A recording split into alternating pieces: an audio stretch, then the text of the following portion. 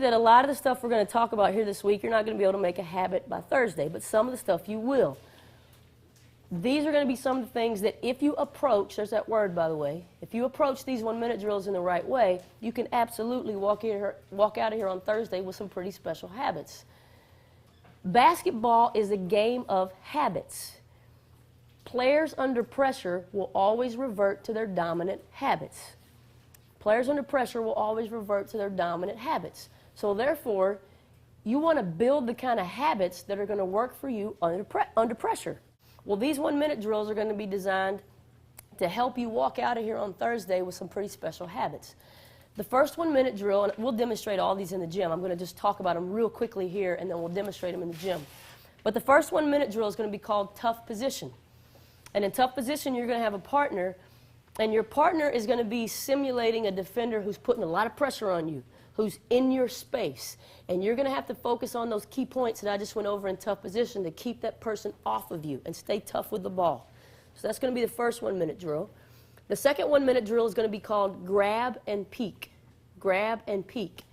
And in this drill, there's going to be 2 habits that we're working on. The first one is never dribbling a loose ball, but always grabbing it. And the second one is that habit of every time your fingertips touch leather, peeking immediately, even when it's inconvenient. So with this one, you'll have your same partner, and your partner's going to be in front of you with the ball, and they're going to simulate a loose ball that's rolling away from your basket. So they're going to drop a loose ball off, and you're going to have to turn around and hustle after that thing. And instead of dribbling it, you're going to grab it. And then there's 2 things you're going to do immediately. What do you think one of them is? You're going to peek at your rim, and what else better you do? You better chin it and get tough, because if there's a hustling defender coming by here and you leave that thing exposed, you're just going to rip it out of your hands. So you're going to have to hustle after this loose ball. You're going to grab it, peek immediately. And then you're going to walk up to your partner and you're going to do the same thing for them. You're going to drop off a loose ball for them, and they're going to have to hustle after it and grab and peek. That's going to be the second one.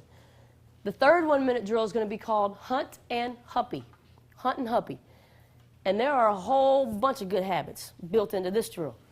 In the hunt and huppy drill, you're going to be across the court from your partner, sideline to sideline. And you're going to pretend that the middle of the court is the paint.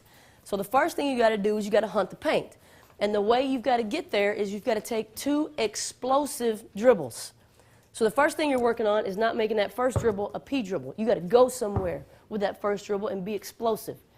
So you're going to take 2 explosive dribbles to hunt the paint, and then you're going to work on those 4 P's in huppy. The first P in huppy was to get powerful. And remember, we said you got to get powerful both physically and mentally. The way you're going to get powerful physically is with one of those dynamic jump stops. So you're going to take 2 explosive dribbles and you're going to do a dynamic jump stop in the paint. When you do that dynamic jump stop, the whole point in having a great jump stop is to be able to go fast and stop under control. So that means when you stop, 2 things. You've got to get your butt low and your feet wide. If you try to go fast and stop with straight knees and feet close together, you're going to always be falling forward. You're never going to be able to get on balance. So when you do that dynamic jump stop, your butt should be low and your feet should be wide. And it should be one sound. It's not 1, 2. It should be one sound, butt low, feet wide. The second P in huppy was that little bitty word peek. You want to peek as you jump stop. So if the rim is right here, as you're doing that jump stop, that's when you want to take those big eyes to the rim. Just take big eyes. You'd be amazed at how much this freezes defenders and gets people to leave their feet, not to mention the fact how it improves your court vision. The third P in huppy was patient.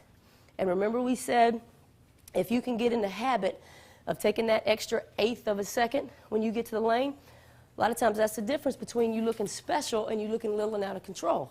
So to remind you to be patient when you get to the lane, after you do that dynamic jump stop and peek at the rim, you're going to give an emphatic ball fake to an imaginary teammate. And then you're going to deliver a purposeful, that was the 4th P, a purposeful Goldilocks pass to your partner. And then you're going to back up, and your partner's going to do the same thing. 2 explosive dribbles, dynamic jump stop, peek at the rim, ball fake, deliver.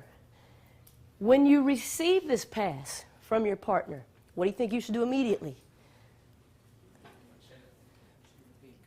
I've just received this pass. My fingertips have just touched leather. peek at the rim. So there's 2 peeks in this drill. Both the times we talked about when you should always peek are built into this drill. One is as you do the jump stop. The second one is the moment you receive that pass from your teammate. So there's a whole bunch of good habits in this hunt and humpy drill.